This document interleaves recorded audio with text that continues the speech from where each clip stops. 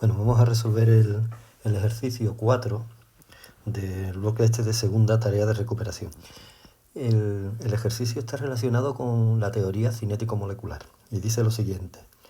En un recipiente cerrado que contiene un gas, se calienta. Es decir, que le vamos a aumentar su temperatura. Vamos a dibujar aquí, por ejemplo, que estamos suministrándole calor. ¿De acuerdo?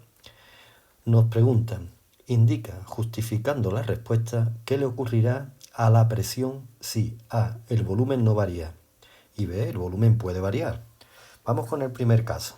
El volumen del recipiente es constante, no varía. Bueno, lo primero que tenemos que recordar es que en la teoría cinético-molecular todas las sustancias están formadas por partículas muy pequeñitas, ¿de acuerdo? Y en el caso de los gases, esas partículas están muy separadas, en continuo movimiento y sin interacción entre ellas.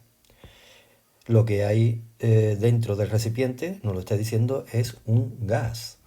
Por lo tanto, podemos representar ese gas, según la teoría cinética molecular, como un conjunto de partículas independientes unas de otras, pero que se están moviendo cada una al azar, ¿de acuerdo? Y su trayectoria solamente se ve alterada cuando choca con otra partícula o choca con las paredes del recipiente que los contiene.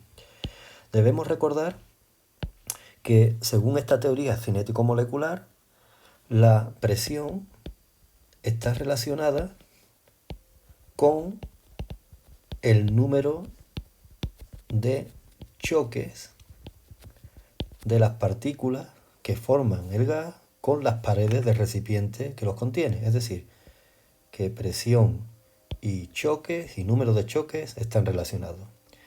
Por otro lado, también debemos recordar que la temperatura es una magnitud que está relacionada con la energía cinética de las partículas. Bueno, ¿y qué es eso de la energía cinética? La energía que tiene un cuerpo por el mero hecho de estar moviéndose. Por lo tanto, podemos decir que está relacionado con la velocidad de las partículas. Es decir, que temperatura y velocidad están relacionados. Como a mayor temperatura, una mayor velocidad de las partículas. Esa es la relación. ¿De acuerdo? Bueno, pues vamos entonces a responder a las preguntas, una vez que tenemos recordado esto. Nos dice, ¿qué le ocurre a la presión de este gas que está aquí encerrado si el volumen permanece constante? Bueno, cuando yo aumente la temperatura de ese gas, estaríamos aumentando la velocidad de las partículas. Es decir, estas partículas que están aquí se van a mover mucho más rápidamente. Dicho de otra manera, van a chocar más veces con las paredes del recipiente que cuando están a una temperatura inferior, ya que ahora se están moviendo más rápidamente y el número de choques, por lo tanto, tiene que aumentar. En consecuencia, si el volumen es el mismo, a una mayor temperatura le implica una mayor presión. ¿De acuerdo? Y esta es una primera ley de los gases. Siempre que el volumen sea constante. ¿De acuerdo? Vamos al caso B. En el caso B, voy a dibujar de nuevo el recipiente, nos dice que ahora, por las razones que sea, hay una de las... el volumen puede variar. Es decir, que hay una de las paredes que es movible, se puede mover. Recordar, por ejemplo, lo de la jeringuilla con el émbolo que lo hicimos en clase.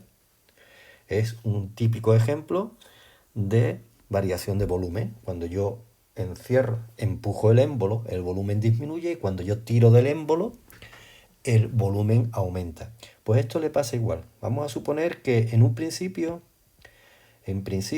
esté todo el gas encerrado aquí. Voy a borrar esto. Me ha desaparecido completamente. Un segundillo. Aquí. Eso es. Y las partículas de mi gas están aquí, del gas, ¿de acuerdo? Y aumento la temperatura suministrándole calor, por ejemplo. ¿Qué ocurre si aumentamos la temperatura? Vamos a ver. Pues si aumentamos la temperatura, vamos a representar así, una T con una flechita hacia arriba, eso quiere decir que aumente la temperatura, las partículas se van a mover más rápido. Y tal como hemos visto en el apartado A, al moverse más rápido, la presión va a aumentar. Pero ¿qué ocurre si la presión aquí en el interior aumenta? Que llegará un momento en que sea más grande que la presión exterior.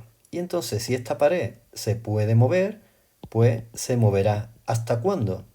Pues hasta que la presión que hay aquí dentro, la presión interior, sea igual que la presión exterior. En definitiva, cuando el volumen puede variar, un incremento de temperatura lo que hace es un incremento de volumen. Y esa sería la respuesta al apartado B.